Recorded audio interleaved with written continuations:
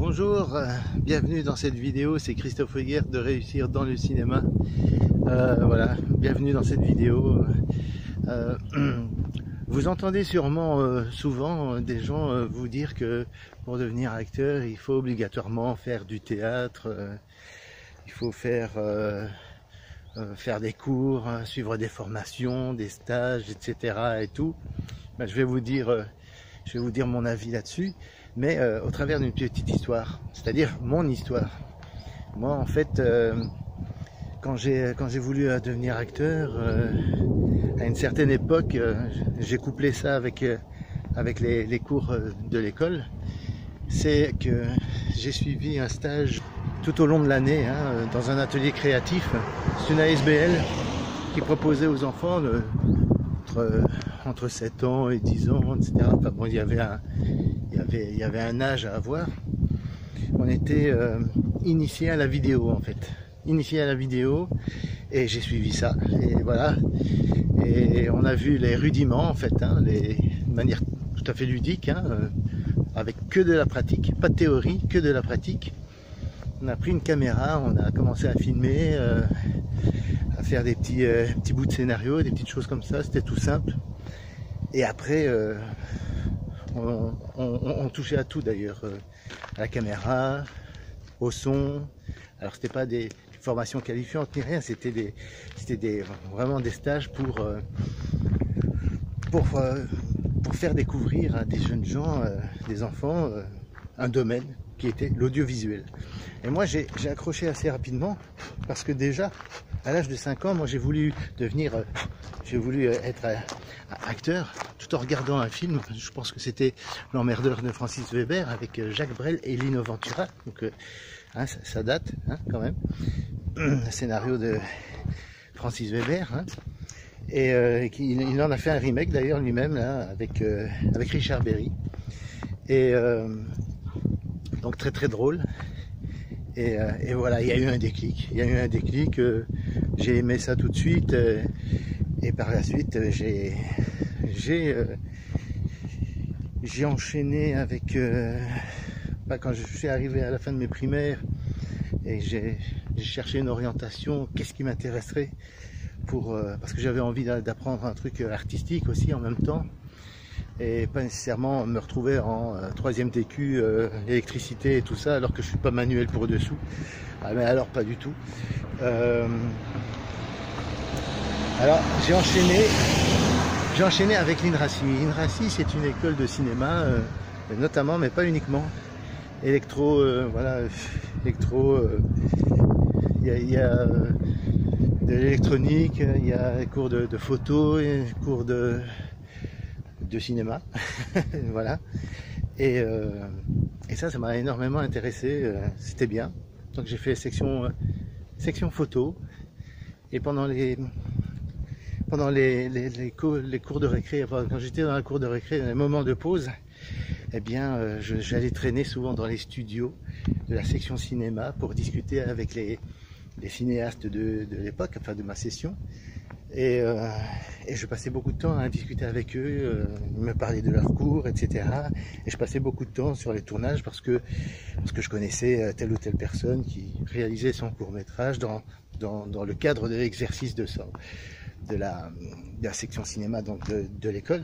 Et ça m'a permis d'ailleurs quelques apparitions dans des courts-métrages qui étaient des exercices scolaires pour eux. Donc voilà. Donc c'était très sympa. Et donc après, quand j'ai fait ça, je suis sorti de l'INRACI, et c'est là que j'ai commencé vraiment à me dire, ben voilà, si je veux être acteur, je serai quand même plus à l'aise en ayant les bases, parce que les bases, ça permet d'avoir une base, mais avoir la technique de jeu, savoir comment faire les choses, comment jouer les choses, et de telle manière, ne serait-ce que pour se sentir légitime, d'accord. Et je sentais que tant que j'aurais pas appris le théâtre ou des choses comme ça, je me sentirais jamais légitime en tant qu'acteur, parce que j'ignore les techniques, j'ignore les règles de diction, etc. et tout. Mais à l'époque, ce qui m'inquiétait en fait, c'est que le cours de théâtre, on l'appelait cours d'art dramatique. Et moi, j'avais pas envie de faire du drame, j'avais envie de faire des comédies, quoi, enfin des trucs drôles, quoi. La vérité, c'est qu'on est appelé dans un cursus d'académie, on est appelé à jouer tous les styles. C'est bien du moderne, du classique, du vaudeville ou alors du Molière, etc. Alors très peu de choses dramatiques finalement. Enfin, moi j'avais peur qu'on me demande à tout bout de champ de pleurer sur commande et des choses comme ça, alors qu'à l'époque je me sentais pas vraiment capable de faire ça. Mais en fait, non. Le cours d'art dramatique, il faut le comprendre de manière cours d'art dramatique. C'est l'art de la narration. Hein, le drama, hein, ça vient du grec. Hein. Drama, c'est le récit, c'est une histoire, c'est tout ça. Donc drama, c'est pas apprendre au sens tragique, au sens un peu laborieux et compliqué du terme. Ce n'est pas ça, c'est plus drama dans le sens histoire, tout simplement. C'est l'art de raconter une histoire par le jeu de l'acteur, voilà. Et ça, ça c'est intéressant, quoi. C'est vraiment intéressant à savoir. Et qu'est-ce que ça m'a apporté, moi, dans mon parcours, c'est que, du coup, quand j'ai terminé mes 5 années d'académie, je me sentais déjà plus à l'aise pour chercher des annonces de casting, me rendre au casting, travailler un bout de texte pour passer une audition, etc. Et ça, c'est important de se sentir à sa place, d'accord? Si vous brûlez les étapes et que vous allez plus vite que le tram, ou que le train, ou que sais-je, hein, ça dépend des moyens de locomotion que vous aimez prendre,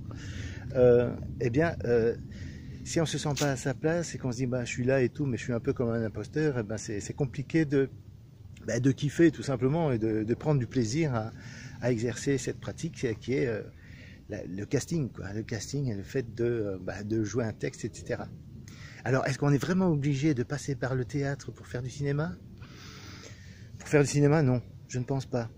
Il y a plein de cas, on peut vous citer plein de... Regardez les enfants acteurs, et même dans le cinéma français, il y en a plein, dans le cinéma américain, il y en a plein aussi. Bon, ils sont jeunes et tout, ne me dites pas qu'ils ont 10 ans d'expérience de théâtre et tout, c'est pas possible.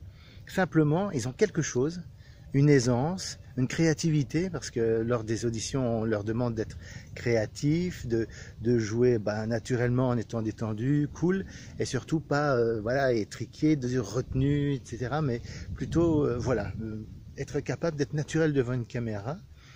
Et devant une équipe de tournage, ça peut être très impressionnant, hein. Il y a 20 ou 30 personnes, hein, souvent, dans les tournages professionnels, j'entends.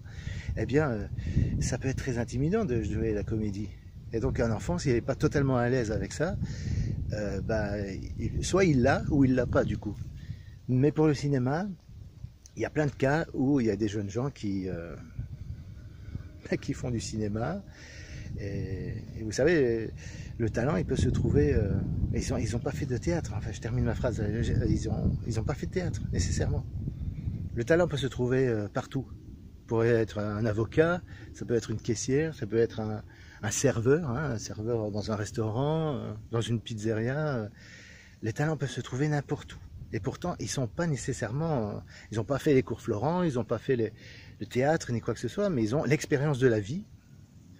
Et donc, je dirais qu'avoir une certaine expérience de la vie, d'avoir essayé des choses, d'avoir vécu vraiment, et pas rester enfermé chez soi et être fermé aux émotions et tout, il faut avoir expérimenté toute une palette d'émotions dans sa vie, ça vaut tous les cours, si vous voulez. Je veux dire, l'école de la vie, c'est la meilleure école. C'est la meilleure école.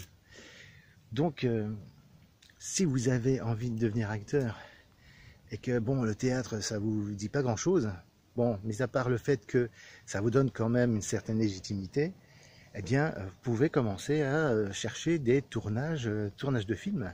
Pourquoi pas aller frapper aux portes des écoles de cinéma et demander aux apprentis réalisateurs de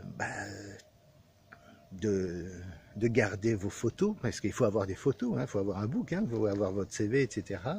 Votre motivation, toute votre motivation aussi, pourquoi vous voulez faire du cinéma exactement, ça c'est intéressant, savoir le pourquoi des choses, pourquoi vous voulez faire du cinéma, vous en parlez, etc. Parce qu'évidemment, quand on est jeune, on n'a pas des années d'expérience, donc votre CV il tiendra en une feuille et demie peut-être, ou même une demi-feuille.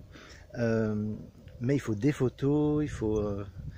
si vous commencez à accumuler les expériences, pensez toujours à avoir une copie du film, comme ça vous pouvez sélectionner une scène où vous apparaissez et en faire une démo par la suite. Quand vous aurez fait 3, 4 films, 5 films, et commencera à avoir une démo qui a de la gueule, qui a une certaine durée et qui donne un petit peu une palette de votre capacité de jeu. Même si vous n'avez pas fait de théâtre, si vous êtes au moins capable d'être à l'aise devant la caméra et d'être naturel, et de sortir un texte comme ça, voire même improviser. Parfois, il y a certains réalisateurs qui demandent de pouvoir improviser, de savoir improviser. Eh bien, c'est tout à fait possible. Le talent peut se trouver n'importe où. N'importe où. Il n'y a pas de parcours typique, il n'y a pas de parcours... il y a des gens qui vont avoir un certain parcours, mais telle autre personne va avoir un autre parcours. Ça ne veut pas dire que c'est un mauvais parcours, ça ne veut pas dire non plus que... Ça ne veut pas dire que ce parcours-là est moins bon qu'un autre, etc.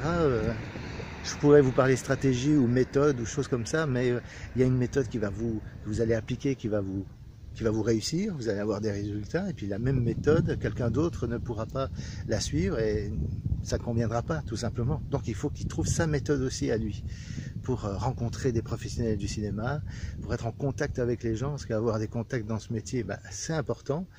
Et moi, ce que je vous recommande, c'est d'aller voir dans les festivals. C'est là où vous rencontrez le plus de gens.